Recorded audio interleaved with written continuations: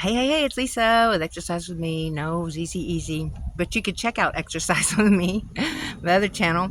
If you want to do 10 minutes a day, it makes you feel better. Anyway, it's easy, where I try to do better, be better, share with you too. Today is the 7th of February, 2025. Moving quite quickly as usual. The older we get, the faster it seems to go. Pretty strange. It's a beautiful day here. Hopefully it's beautiful where you are. The sun is shining. It's supposed to be 75 today. That's hot to me for the winter. But I mean, I'm not complaining. But I'm coming to you live from Tularosa, New Mexico to read in the Apocrypha, the editions of Esther. And I believe there's only one or two more chapters left. The additions to the book of Esther, and there is, just two more. Well, there's actually just one more, but it goes to 10 and 11. I'm so confused by that. So it's 16, and then from 16, it goes to 10, and then to 11. That makes no sense, but maybe it'll make sense after I read it. Anyway, I hope you're doing well. I do thank you for spending a little time with me today. I was going to do my workout first. I thought, no, get this done. Say your prayers, read that, and then you can do my exercise, and then my Fossil Finding Female, which is another channel if you want to check it out. Fossil Finding Female. It's fun. Anyway, the word of the day, I have heard demarcation. Demarcation is the specification of boundaries. An example is the river formed a natural demarcation between the two countries. And to spell demarcation is D-E-M-A-R-C-A-T-I-O-N. Demarcation. D-E-M-A-R-C-A-T-I-O-N. Demarcation. So I have heard of that word before. Have you? And I'll say a prayer and then I'll start reading. Dear Father, thank you for this day. Thank you for a pretty good night's sleep. Didn't sleep long enough, but I slept. Thank you for the productivity I'm going to have today. Thank you for all the positive affirmations I will remember to say all day long and as I pray all day long. Please watch over those that come to this channel. Bless them and their family. Help us unite rather than divide. Be with the administration that's trying to get all of the corruptness out of this government. Help them do that and help us find the peace that he's wanting to find. In your name, Jesus, amen. Or Yahweh, or Yeshua. Whichever. I've heard several times Yeshua is the right way to call his name. And again, whatever, I think he knows our heart. And sometimes you just kind of like, if you're reading something, it says Jesus Christ, you say, but I'll try to do Yeshua.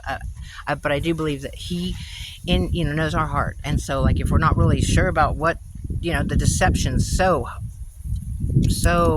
run so deep everywhere from changing the Bible and taking these books out of the Apocrypha and stuff. Putting them into the Apocrypha instead of in the Bible. It's deception. So we have to have godly discernment.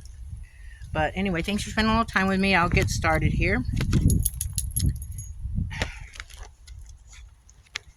Okay. 16. Esther 5 through 3, 8 through 12 follows here in the Greek. All right, so of this letter, the following is a copy. The great king, Artaxerxes, sends greeting to the rulers of countries in 127 provinces, from India to Ethiopia, and to those who are loyal to our rule. The more frequently they are honored by the excessive favor of their benefactors, the prouder many men become, and not only seek to injure or our subjects, but in their inability to bear prosperity, they undertake designs against their own benefactors, and not only uproot gratitude from among men, but intoxicated by the boast of foolish men, they suppose they will escape the evil-hating justice of the ever all-seeing God. And often many of those who occupy places of authority have, by the persuasiveness of the friends who have been entrusted with the conduct of affairs, been made accomplices in the shedding of innocent blood, and been involved in irremediable disasters, which such men, by the specious fallacies of their vicious natures, beguile the sincere good will of their sovereigns. and what has been impiously accomplished by the baneful conduct of those who exercise authority unworthily, you can see not so much from the venerable histories which have come down to us, as from the scrutiny of matters close at hand. And in order to make our kingdom in the future tranquil and peaceful for all men, we will change our attitude and always decide the matters that fall under our notice with more considerate attention.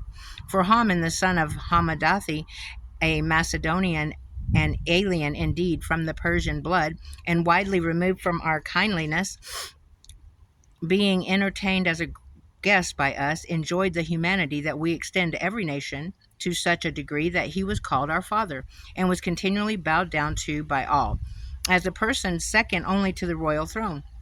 But he is unbearable arrogance.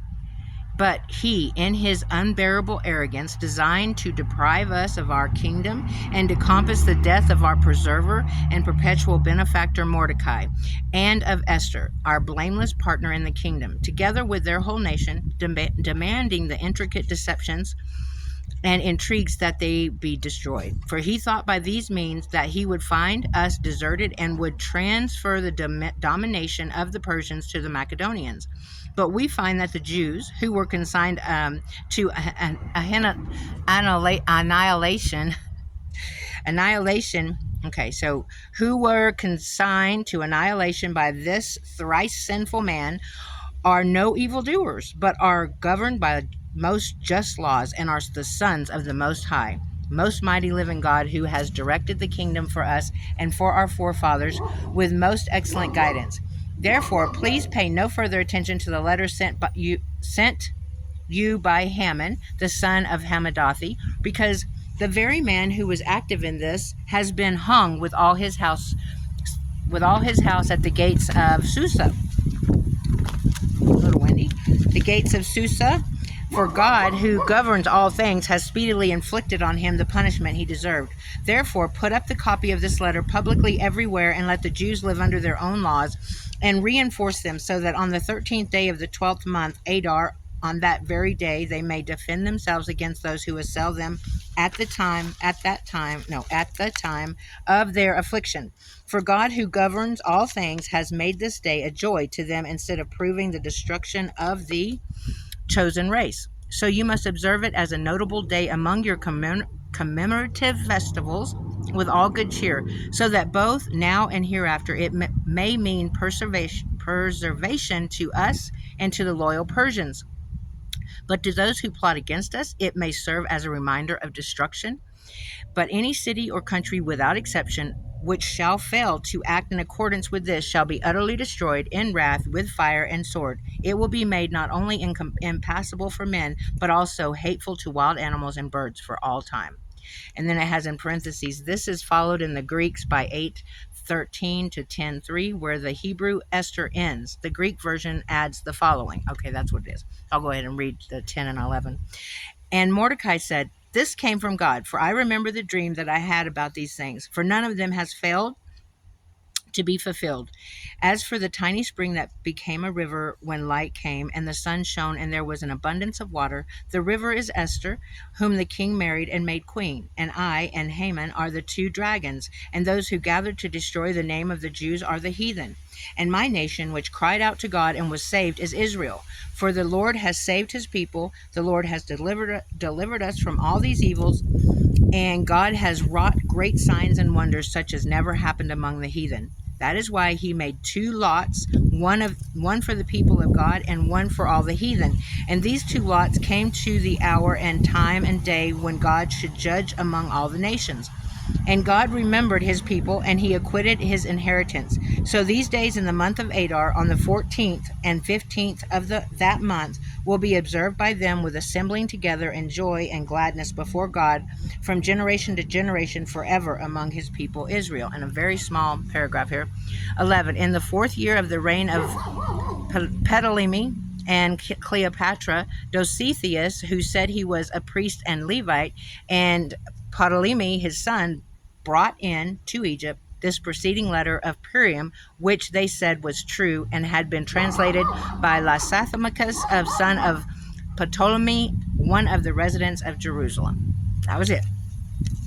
So tomorrow will be the Wisdom of Solomon, and I don't know why they would take that book out, but I'm excited to get into that book. Hope you're enjoying it as much as I am. You have any questions or want to leave a comment, like, subscribe, please do. And until tomorrow, God bless and goodbye.